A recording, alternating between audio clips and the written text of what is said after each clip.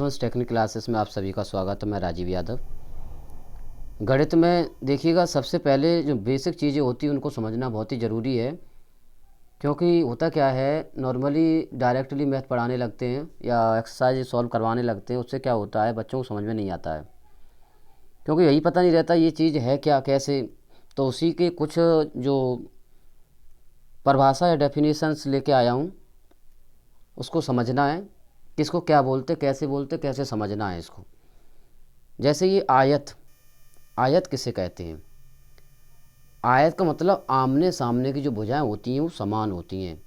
वह है चतुर्भुज जिसकी आमने सामने की भुजाएं समान हो तथा कोण के साथ विकर्ण भी समान होते हैं, उसे हम आयत कहते हैं। ठीक है।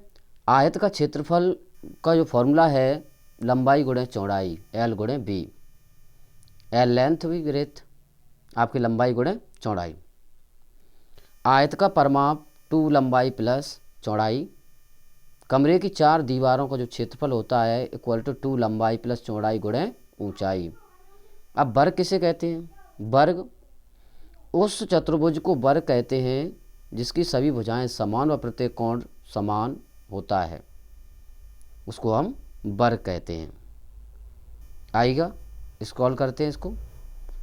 ये बीच में त्रिकोणमिति से संबंधित फॉर्मूला जो आ गए हैं, थोड़ा उसको ही बता देता हूँ, फिर आगे चलते हैं। Sine theta equal to 1 upon cosec theta, cosec theta equal to 1 upon sine theta, cos theta equal to 1 upon sec theta, sec theta equal to 1 upon cos theta, sine theta into cosec theta equal to 1। ये formula है आपके। Cos theta into sec theta equal to 1, tan theta into cot theta equal to 1, tan theta equal to sine theta upon cos theta, cot theta equal to cos theta upon sine theta, tan theta equal to 1 upon cot theta और cot theta equal to 1 upon tan theta. ये जब त्रिकोणमिति में हम आगे पढ़ाएंगे तब पूरे formula इसके जो है बता देंगे। बीच में जबकि सेट किए तो बीच में आ गए, ये कोई दिक्कत नहीं, इनको थोड़ा मैंने बता दिया। आगे चलते हैं अब डेफिनेशन से संबंधित। देखिए, समांतर चतुर्भुज, समांतर चतुर्भुज किसे कहते हैं? देखिएगा, जिस चतुर्भुज की सम्मुख भुजाएं समानांतर वह समान हो, वह समानांतर चतुर्भुज कहलाता है। समानांतर चतुर्भुज के विकर्ण परस्पर एक दूसरे को समद्विभाजित करते हैं, समी समान द्विमन 2 भागों में बांटते हैं, समद्विभाजित। एक विकर्ण समानांतर चतुर्भुज को 2 समान त्रिभुजों में बांटता है। एक विकर्ण समानांतर चतुर्भुज को 2 समान त्रिभुजों में बांटता है। किसमें बांटता है? 2 समान त्रिभुजों में। ठीक है। इसके बाद आइएगा आगे देखते हैं। समचतुर्भुज किसे कहते हैं? उस समानांतर चतुर्भुज को समचतुर्भुज कहते हैं जिसकी सभी भुजाएं समान हो तथा विकर्ण परस्पर समकोण पर समद्विभाजित करते हों, पर कोई कोण समकोण न हो, कोई भी कोण समकोण न हो, समचतुर्भुज कहलाता है। समचतुर्भुज का क्षेत्रफल बराबर विकर्णों का गुणनफल, ये फॉर्मूला बीच में आ गया। ये समचतुर्भुज का क्षेत्रफल बराबर विकर्णों का गुणनफल और समचतुर्भुज का परिमाप बराबर 4 गुणे भुजा, एक भुजा आपकी। आइएगा, इसके बाद आगे चलते हैं। समलंब चतुर्भुज किसे कहते हैं? जिस चतुर्भुज की एक जोड़ी समानांतर हो, एक जोड़ी, अन्य जोड़ी भुजाएं असमानांतर हों, वह समलंब चतुर्भुज कहलाता है। एक जोड़ी का मतलब जैसे भुजाएं 2 समान है आपकी, 2 अलग अलग हैं। ठीक है, समलंब चतुर्भुज कहलाता है। समलंब चतुर्भुज का क्षेत्रफल बराबर, ये फॉर्मूला है, समांतर भुजाओं का योग गुणे ऊंचाई। जो समांतर भुजाएं होती हैं उनका तो योग और गुणा ऊंचाई कितनी है, ऊंचाई। आगे आइएगा, विषम कोण किसे कहते हैं? विषम कोण विषम कोण समचतुर्भुज किसे कहते हैं? वैसा चतुर्भुज जिसकी चारों भुजाएं आपस में समान हों तथा आमने सामने की भुजाएं आपस में समानांतर हों, वह विषम कोण समचतुर्भुज कहलाता है। वह चतुर्भुज जिसकी चारों भुजाएं आपस में समान हों तथा आमने सामने की भुजा आपस में समानांतर हों, वह विषम कोण समचतुर्भुज कहलाता है। इसके बाद आगे देखिए, इसमें डेफिनेशन काफ़ी है। जैसे वृत्त किसे कहते हैं, त्रिज्या किसे कहते हैं, व्यास किसे कहते हैं। वृत्त के बारे में थोड़ा देखिएगा आप। वृत्त किसको कहते हैं? वृत्त बिंदुओं को एक बिंदु पथ, जो वृत्त है, वृत्त बिंदुओं को एक बिंदु पथ है। वृत्त बिंदुओं का एक बिंदु पथ है जिसमें एक स्थिर बिंदु से घूमने वाली एक दूसरे बिंदु के मध्य की दूरी समान होती है। एक बिंदु पर जब घुमाते हैं, एक बिंदु पर घूमने वाली दूसरे बिंदु के मध्य बिंदु की दूरी समान होती है। स्थिर बिंदु वृत्त का केंद्र कहलाता है। जो बिंदु स्थिर होता है वो वृत्त का केंद्र कहलाता है। त्रिज्या किसको कहते हैं? त्रिज्या वृत्त के केंद्र से परिधि को मिलाने वाली सरल रेखा त्रिज्या कहलाती है। वृत्त के केंद्र से परिधि को मिलाने वाली सरल रेखा त्रिज्या कहलाती है। व्यास किसको कहते हैं? व्यास वृत्त की परिधि से चलकर वृत्त की दूसरी परिधि के कोने को छूने वाली वह रेखा जो वृत्त के केंद्र से गुजरती है, व्यास कहलाती है। वृत्त की परिधि से चलकर वृत्त की दूसरी परिधि के कोने को छूने वाली वह रेखा जो वृत्त के केंद्र से गुजरती है, व्यास कहलाती है। जीवा चापकड़ किसे कहते हैं? जीवा चापकड़ किसे कहते हैं?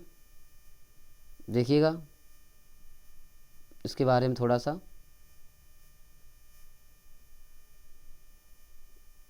एक मिनट थोड़ा सा टाइम बैक करते हैं।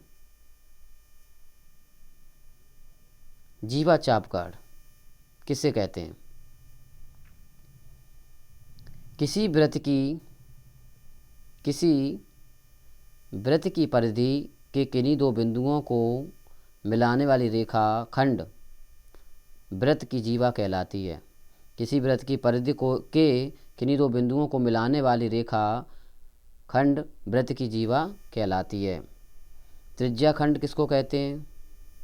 त्रिज्या खंड किसी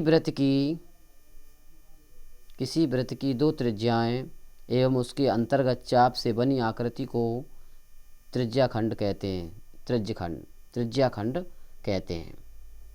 आइएगा आगे चलते हैं। वृत्तखंड किसे कहते हैं? किसी वृत्त की जीवा व चाप से घिरे क्षेत्र को वृत्तखंड कहते हैं। यहाँ अब जैसे कि इसमें चित्र नहीं है, यहाँ छायांकित भाग वृत्तखंड है। जैसे कि कोई भी चित्र हम बनाते हैं उसमें छायांकित भाग कर देते हैं, ठीक है, तो उसमें छायांकित भाग आपको होता है, उस छायांकित भाग को वृत्तखंड कहते हैं। सकेंद्री वृत्त किसे कहते हैं? यदि दो या दो से अधिक वृत्तों का केंद्र एक ही हो तो उन वृत्तों को सकेंद्री वृत्त कहते हैं। वृत्त कितने ही बने लेकिन केंद्र उनका क्या हो? एक ही केंद्र हो, सकेंद्री वृत्त कहलाते हैं। आइएगा आगे। त्रिभुज किसको कहते हैं? तीन भुजाओं से घिरे क्षेत्र को त्रिभुज कहते हैं। तीन भुजाओं से घिरे क्षेत्र को त्रिभुज कहते हैं। त्रिभुज का क्षेत्रफल बराबर आधार गुणे ऊंचाई, थोड़ा सा यहाँ पे लिखा हुआ है। त्रिभुज का परिमाप सभी भुजाओं का योग। अब समकोण त्रिभुज किसको कहते हैं? जिस त्रिभुज का एक कोण समकोण अर्थात 90 अंश का होता है, इस त्रिभुज को हम समकोण त्रिभुज कहते हैं। इस त्रिभुज में समकोण के सामने वाली भुजा कर्ण होती है। क्या होती है? कर्ण। जिस त्रिभुज का एक कोण समकोण अर्थात 90 अंश होता है, इस त्रिभुज में समकोण के सामने वाली भुजा को कर्ड कहते हैं। जैसे फॉर्मूला है पाइथागोरस में, कर्ड का वर्ग इक्वल टू लंब का वर्ग प्लस आधार का वर्ग स्क्वायर। ये समकोण त्रिभुज का क्षेत्रफल आधार गुणे लंब। समबाहु त्रिभुज किसको कहते हैं? जिस त्रिभुज की सभी भुजाएं समान हो, समी समान बाहुमान भुजाएं। जिस त्रिभुज की सभी भुजाएं समान हो तथा प्रत्येक कोण 60 अंश का होता है, समबाहु त्रिभुज कहलाता है। प्रत्येक कोण 60 अंश का होता है, समबाहु त्रिभुज कहलाता है।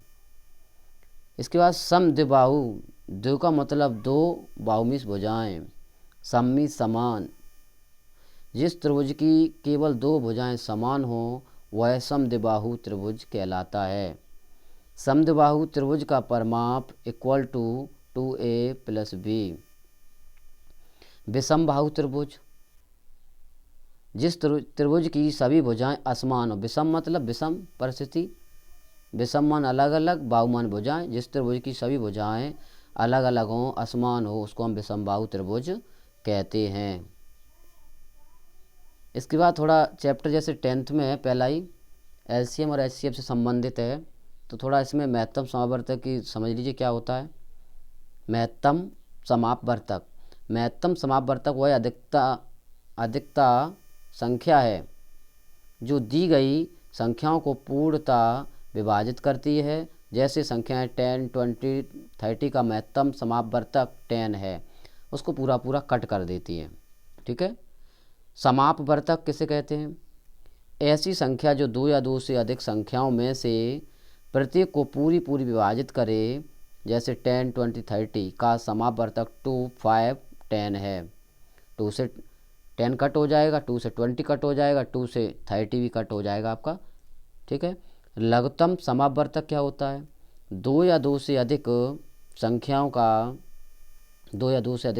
का लघुत्तम समापवर्त वह छोटी से छोटी संख्या है जो उन दी गई संख्याओं में से प्रत्येक से पूर्णतः विभाजित हो जाती है। जैसे 3, 5, 6 का लघुत्तम समापवर्त 30 है, क्योंकि 30 को ये तीनों संख्याएं क्रमशः विभाजित कर सकती हैं।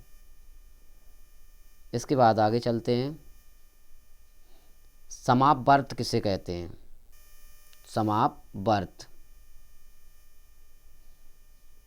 एक संख्या जो दो या दो से अधिक संख्याओं में से प्रत्येक से पूरी पूरी विभाजित होती है, तो वह संख्या उन संख्याओं की समापवर्त कहलाती है। जैसे 3, 5, 6 का समापवर्त 30, 60 और 90 इत्यादि एक्सेट्रा आदि है। समापवर्त। अपवर्तक एवं अपवर्त किसे कहते हैं? यदि एक संख्या m दूसरी संख्या n को पूरी पूरी काटती है तो m को n का अपवर्तक तथा n को m का अपवर्त कहते हैं। धन्यवाद। जो भी डेफिनेशंस मैंने आपको दी ये ढंग से पढ़ें, आपकी ये क्लास 9th और 10th में काम आएंगी और सही से इनको तैयार करें। आपसे एक ही रिक्वेस्ट है कि आप ज़्यादा से ज़्यादा हो सके तो मेरे चैनल को लाइक, शेयर, सब्सक्राइब करें। शेयर करने से क्या है और भी लोग इसको पढ़ सकते हैं और हमसे जुड़ सकते हैं। धन्यवाद।